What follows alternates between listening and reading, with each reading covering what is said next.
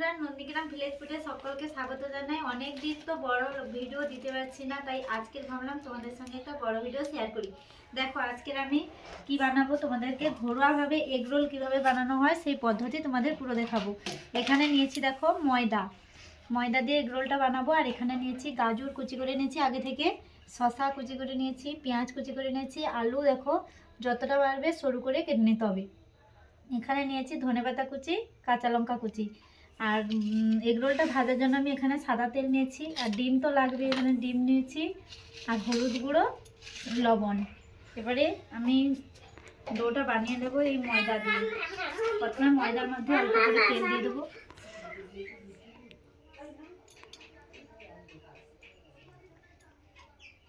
সামান্য লবণ দেব,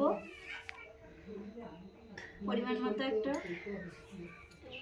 দিয়ে ভালোভাবে এভাবে মাখিয়ে নেব। সাধারণভাবে বানালেও দোকানের মতো খেতে লাগবে, কোনো পরিষ্কার পরিচ্ছন্নভাবে এভাবে যদি এগরোল বানানো যায় খেতে কিন্তু খুবই সুস্বাদু হয়। দেখো প্রথমে তেলটার সঙ্গে লবণ দিয়ে ভালো করে কিন্তু ময়দাটা হাত দিয়ে মিশিয়ে নিতে হবে, তারপরে জল দিয়ে মাখাতে হবে। কিছুক্ষণ ধরে কিন্তু ময়দাটা মাখিয়ে নিতে হবে এভাবে। দেখো আমি 10 থেকে 15 মিনিট পুরো ভালোভাবে ময়দাটা হাত দিয়ে দলে দলে মাখিয়ে নিয়েছি। এরপরে অল্প অল্প করে জল দিয়ে মাখিয়ে নেব।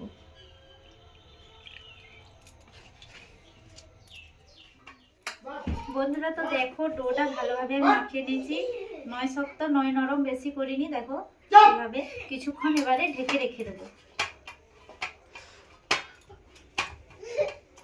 ময়দাটার দিকে থাক, এরপরে আমি ডিমটা ফাটিয়ে নেব।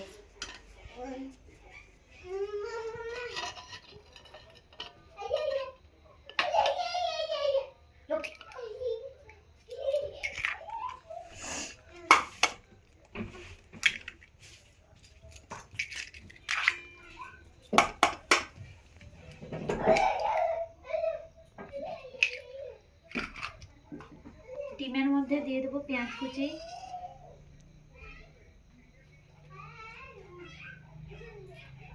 কাঁচা লঙ্কা কুচি, একটু ধনেপাতা কুচি, দিয়ে দেবো হলুদ গুঁড়ো, স্বাদ মতো লবণ দিয়ে এবারে ভালোভাবে মিশিয়ে নেব। ডিমটা এবারে ভালোভাবে মিশিয়ে নেব।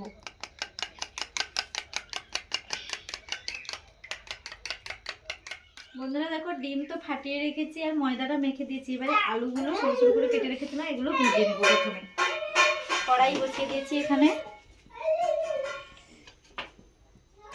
আমি আলুটা সাদা তেলেই ভাজছি।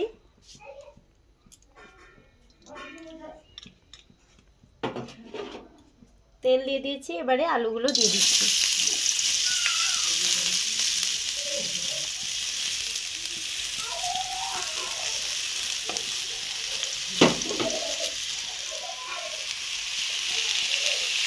দিয়ে দেবো স্বাদ মতো লবণ, অল্প করে হলুদ গুঁড়ো দেবো, খুব বেশি দেবো না। ভালোভাবে আলুগুলো ভেজে নেব।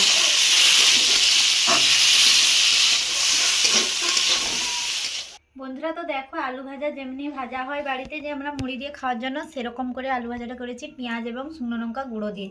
আলু ভাজাটা হয়ে গেছে। এবারে ময়দাটা যে মাখিয়ে রেখেছিলাম আমি আগে থেকে, আলুটা ভাজতে ভাজতে আমি লেচিগুলো কেটে নিয়েছি। দেখো পরোটার মতো করে একটু বড় করে ভাজবো, তার জন্য প্রথমে একটু সাদা তেল নিয়ে নিচ্ছি।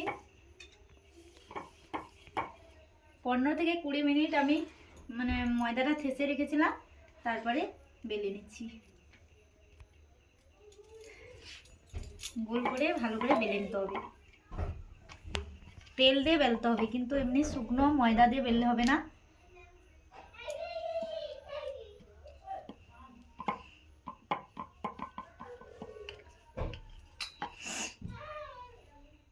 বন্ধুরা দেখো একটা বলতে বলতে আমার বেলা হয়ে গেল। এইভাবে গোল গোল করে বেলে নেব। বন্ধুরা যতটা সম্ভব পাতলা করে বেলতে হবে, মোটা করে বেললে কিন্তু এগরোলটা খেতে ততটা ভালো লাগবে না, আর ফুলবেও না ভাজার সময়। দেখো যতটা সম্ভব এভাবে গোল করে পাতলা করে বেলে নিতে হবে। বন্ধুরা দেখো বেলতে বেলতে তো সবগুলো বেলা হয়ে গেছে, এবারে ভেজে নেবো। এটা লাস্ট বেলে নিচ্ছি। দেখো কত সুন্দর করে পাতলা হচ্ছে, দেখো একটু তেল দিলে পাতলা হয়ে যাবে। বন্ধুরা বেলা টেলা তো সবকিছু হয়ে গেছে। এবারে দেখো এখানে একটা তাওয়া বসিয়ে দিয়েছি আর সরঞ্জাম সবকিছু নিয়ে নিয়েছি, ডিম ভেঙে নিয়েছি। এরপরে এগরোলগুলো ভেজে নেব। বন্ধুরা দেখো এগরোল ভাজার জন্য কিন্তু সস লাগবে, যে কোনো কোম্পানির একটা তোমরা সস নিয়ে নেবে বা বাড়িতে থাকলেই হবে। আমি এখানে একটা কেচাপ নিয়েছি।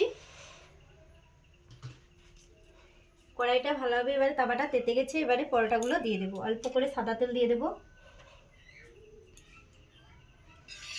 ভালো করে চারিপাশ দিয়ে দেবো। কিন্তু পরোটাটা ভাজার জন্য একবারে খুব গরম হতে হবে তাওয়াটা, না হলে জ্বলে যাবে। এরপরে একে একে দিয়ে দেব। দেওয়ার পরে এভাবে হাত দিয়ে টেনে টেনে রাখতে হবে, তাহলে বড় হয়ে থাকবে।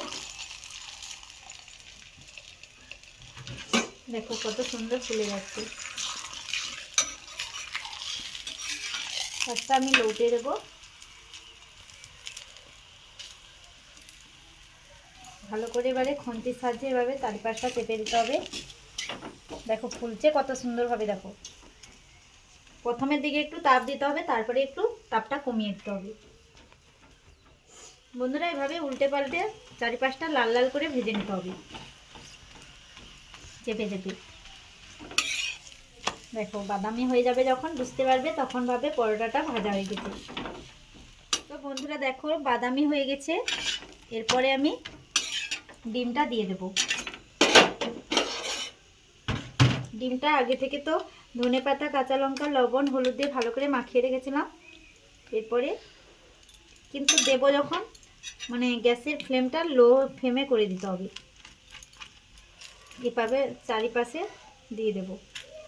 তোমরা একটা একটা ডিমেও করতে পারো, আমি কিন্তু পুরো ডিমটা এখানে ফাটিয়ে নিয়েছি, তারপরে একসঙ্গে করব বলে চারিপাশে দেখো খুব ভালোভাবে লাগিয়ে দিতে হবে।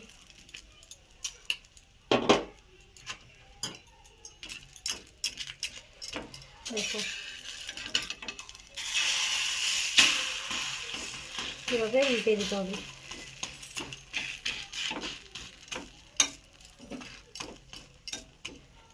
হালকা করে তেল দিয়ে দেবো, খুবই অল্প তেল দেবো। এভাবে ভাজলে কিন্তু খেতে খুবই দারুণ লাগবে। দেখো ডিমটা আর একটু ভেজে নেব।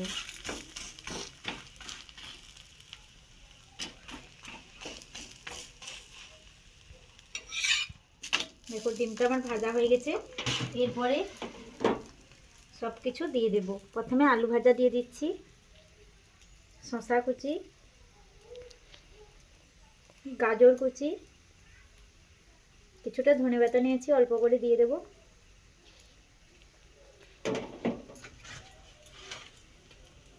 দিয়ে দেব সস, দিয়ে গ্যাসের ফ্লেমটা লো ফ্লেমে করে এভাবে, আমি কিন্তু দুই হাত দিয়ে করছি বন্ধুরা, না হলে বানাতেই পারবো না। এভাবে তারপরে খুন্তির সাহায্যে এভাবে চেপে দেবো।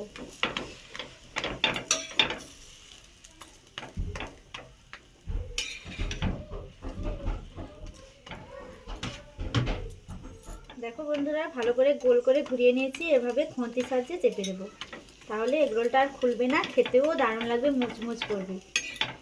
দেখো লাল হয়ে গেছে, এবারে নামিয়ে নেব।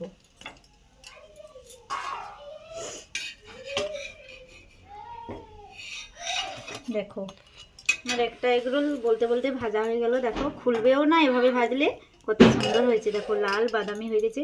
এরপরে আরো কয়টা ভেজে নেব।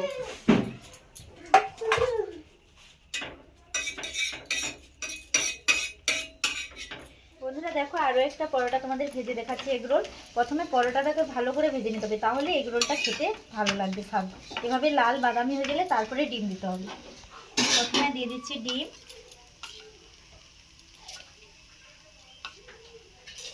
চারিপাশে এভাবে চামচ দিয়ে লাগিয়ে দেব।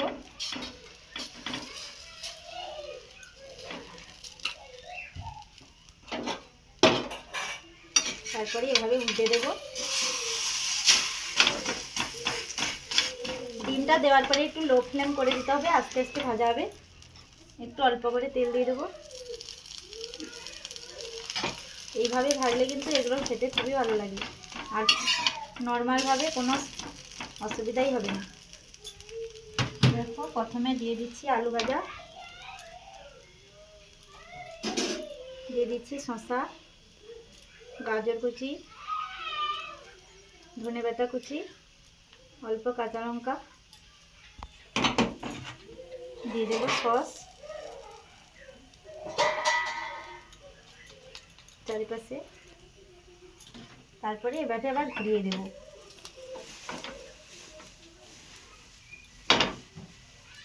এভাবে দেখো খন্তির সাহায্যে ভালোভাবে চেপে উল্টে পাল্টে ভেজে নেব। দেখো কত সুন্দর হয়ে গেছে। এবারে নামিয়ে নেব। দেখো দুটো এগরোল আমার ভাজা হয়ে গেল, কত সুন্দর হয়েছে। দেখো এভাবে প্রত্যেকটা ভেজে নেব। বন্ধুরা তো দেখো সবগুলো এগরোল ভালো করে আমি ভেজে নিয়েছি, তোমাদের কাছ থেকে দেখাচ্ছি। দেখো প্রত্যেকটা কত সুন্দর হয়েছে। দেখো এইভাবে তোমরা সামান্য কিছু দিয়ে বাড়িতে ভালোভাবে ভেজে খেতে পারবে, পুরো দোকানেরই মতো লাগবে। এর উপর দিয়ে পারলে আর একটু সস দিয়ে তোমরা খেতে পারো। এইভাবে নিত্য নতুন ভিডিওগুলো দেখতে চাইলে আমার চ্যানেলটিকে সাবস্ক্রাইব করে পাশে থেকো সকলে। এইভাবে বড় ভিডিওগুলো আসবে, অবশ্যই দেখো, সাপোর্ট করো। আর ভালো লাগলে কিন্তু বন্ধুরা একটা লাইক করো। তাহলে চলো টাটা, আবার নিত্য নতুন ব্লগগুলো আসছে, অবশ্যই তোমরা দেখো।